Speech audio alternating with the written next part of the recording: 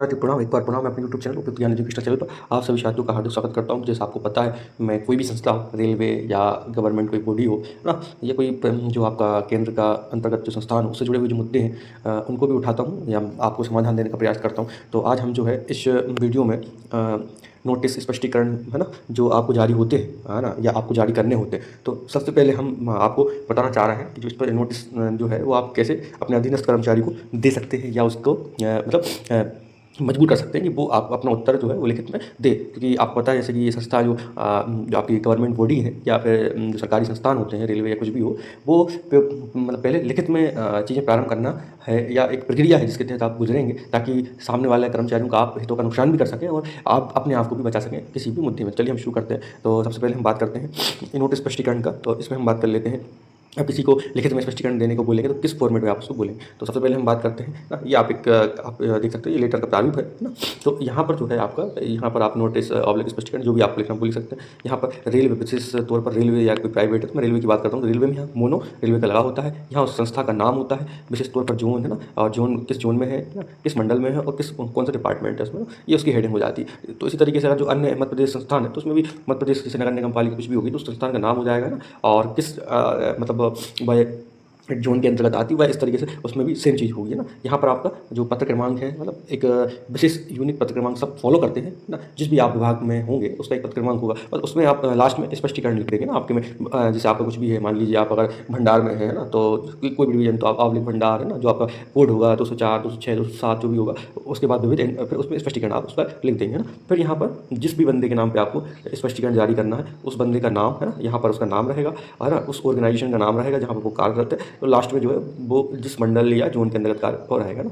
फिर विषय क्या रहेगा, अब मान लीजिए ये जो मैटर मैं बोल रहा हूँ, इस मैटर में एक कोई प्रकरण है, इसमें संबंधित जो कर्मचारी है उसने टिप्पणी उपलब्ध नहीं कराई है ना, तब कुछ कमेंट या कुछ डॉक्यूमेंट पे, दस्तावेज पे उसको विस्तृत रिपोर्ट बनाने के लिए कहा था, उसने नहीं बनाया है ना। तो किस तरीके से जो अधिकारी है वो संबंधित कर्मचारी को मतलब नोटिस लिखने के लिए कहेगा। अब अलग अलग लेवल पर अधिकारी होते हैं ना। अब मान लीजिए कि जो आपका विभाग अध्यक्ष है वो तो नोटिस देगा नहीं है ना, तो जो भी जिसमें आप आए हैं, जिस पेंडर वो लिखने के लिए आप कहेगा, तो कैसे कहेगा, ठीक है। तो आपको लिख दिया है कि प्रकरण, जो भी प्रकरण है उसमें टिप्पणी उपलब्ध न कराने बाबत है ना, ये उसका विषय हो गया, विषय लिखना आवश्यक है, ठीक है। फिर संदर्भित, फिर लास्ट में उसी तरीके संदर्भित उपयुक्त संदर्भित विषय के संबंध में लेख है कि, अब यहाँ पर उसका नाम रहेगा, जो कुछ भी है ना, प्रकरण, जो भी प्रकरण है उसका नाम रहेगा, ठीक है। अब जो प्रकरण का नाम हो गया, उसके बाद इन्होंने बोला था कि 15 दिवस के अंदर, 15 दिवस के अंदर भी कंडिकावार मतलब मदवार टिप्पणियाँ जो है इनने कर्मचारी ने उपलब्ध नहीं कराई है। और ये तो बता ही रहे हैं कि उपलब्ध नहीं कराई, और ये भी बता रहे हैं कि आप जो उक्त प्रकरण है ना, ये जो है वित्तीय, मतलब कोई भी संस्थान की वित्तीय हितों से जुड़ा हुआ है। तो आपको पता है, जब वित्तीय हित प्रभावित होते हैं तो सीधा सीधा अनुशासनात्मक कार्रवाई के लिए वह उसको लिख सकता है, ठीक है। अब आपके द्वारा प्रकरण में ससमय टिप्पणी उपलब्ध कराने से जो है, जो भी संस्थान, मान लीजिए रेलवे है या कुछ भी, तो उसके हितों को नुकसान पहुंचता है, तो उसकी पूरी जिम्मेदारी आपकी होगी। अतः आपके द्वारा ड्यूटी में लापरवाही की शिकायत क्यों ना, जो भी श्रीमान, जो भी आपके मेन विभाग अध्यक्ष हैं, उनके संज्ञान में लाई जाए। क्यों लाई जाए, क्योंकि भाई अनुशासनात्मक कार्रवाई के लिए जो है मतलब बोल सकते, आदेशित कर सकते हैं ना, एवं अनुशासनात्मक कार्रवाई की अनुशंसा की जाए। इन्होंने इनसे पूछ लिया, और लास्ट में ये लिखना आवश्यक है कि आप कितने दिन में अपेक्षित है कि आप उसका जवाब जो है मांग रहे हैं। 3 कार्यदिवस के अंदर जो है आपका स्पष्टीकरण इन्होंने मांगा। जो भी कर्मचारी है, इसमें उनका पूरा,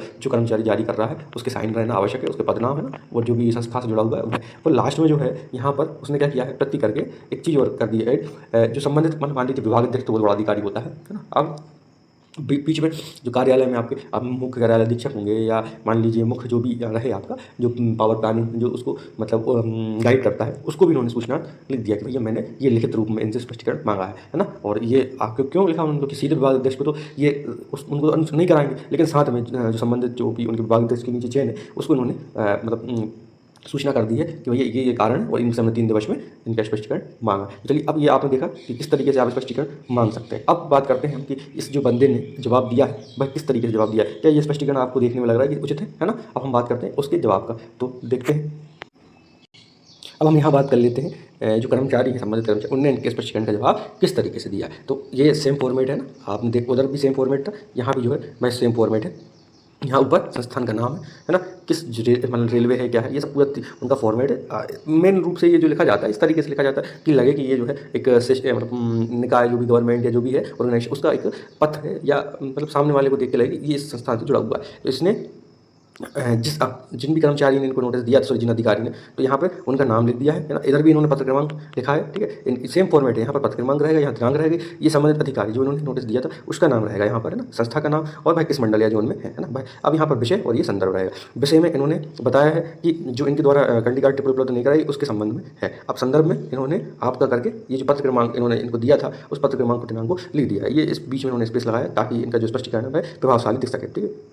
अब इन्होंने शुरुआत किया है कि उपरोक्त संदर्भित विषय अंतर्गत आपके द्वारा इन्होंने जो आरोपित किया गया है कि इनकी मेरे द्वारा जो भी प्रकरण था उसके संदर्भ पंद्रह के अंदर भी कंडी के बाद टिप्पणी उपलब्ध नहीं कराई गई है, जिस पर मध्यवार टिप्पणी निर्माण। अब मतलब ये जो इसका स्पष्टीकरण दे रहे हैं वह निम्नवार रूप से दे रहे हैं। जैसे पहला इन्होंने बताया कि उक्त प्रकरण के संदर्भ में विगत सप्ताह आपके द्वारा केवल मुख्य रूप से कुछ जानकारी मांगी गई। तो सबसे पहले आपको आवश्यक है, अगर आप किसी को स्पष्टीकरण दे रहे हैं तो स्पष्ट लिखित होना चाहिए। आपने उससे पहले उसको लिखित रूप से कुछ दिया हो, है ना। इनको मौखिक रूप से दिया तो इन्होंने सबसे पहले तो इन्होंने अपना पक्ष मतलब बचाव के लिए जो रखा वो ये रख दिया कि मौखिक रूप से आपने जानकारी मांगी थी। यद्यपि मांगी गई जानकारी मेरी यहाँ नियुक्ति से पूर्व, अब इन्होंने एक कमजोरी और करी थी। इन्होंने नोटिस दिया था कि जो कर्मचारी है उनकी नियुक्ति अभी हाल ही में हुई है, वो जो प्रकरण है वो नियुक्ति से पूर्व का था। एक और इनकी गलती हुई तो जिस कारण में उक्त प्रकरण से अनिभिज्ञ था, मतलब कुछ मिला के इनको जानकारी नहीं थी, है ना। तथापि यथावत संभव जानकारी इन्होंने उस फाइल का अवलोकन किया, उपरांत मौखिक रूप से स्पष्ट किया, क्योंकि अब इन्होंने मौखिक रूप से जानकारी मांगी तो इन्होंने मौखिक रूप से स्पष्ट किया और इन्होंने जो है मांगने पर फाइल के साथ जो जानकारी थी वो उनको उपलब्ध करा दी थी। पहला उन्होंने बहुत अच्छा बचाव लिखा है ना। अब दूसरा जो है, चूंकि प्रकरण जो संदर्भित पत्र के माध्यम से प्रथम बार, ये और जो अधिकारी की गलती हो गई कि उन्होंने पहली बार ही बोला और वो भी नोटिस के माध्यम से बोला। मेरे समक्ष स्पष्टीकरण हेतु प्रस्तुत हुआ है, इसके बावजूद संबंधित प्रकरण पर मेरे द्वारा यथोचित कार्रवाई, जो भी इन्होंने यथोचित कार्रवाई की है ई ऑफिस में या लेटर पत्र के माध्यम से इन्होंने प्रारंभ की जा चुकी है, ताकि जो भी संस्थान है, मान लीजिए रेलवे, तो रेलवे के हितों को नुकसान ना हो, है ना। अब ये तीसरे नंबर पे बता रहे हैं कि महोदय जी मेरे द्वारा अपने जो भी इनके कर्तव्य हैं उसमें अभी तक न लापरवाही की गई हो, ना आगे की जाएगी।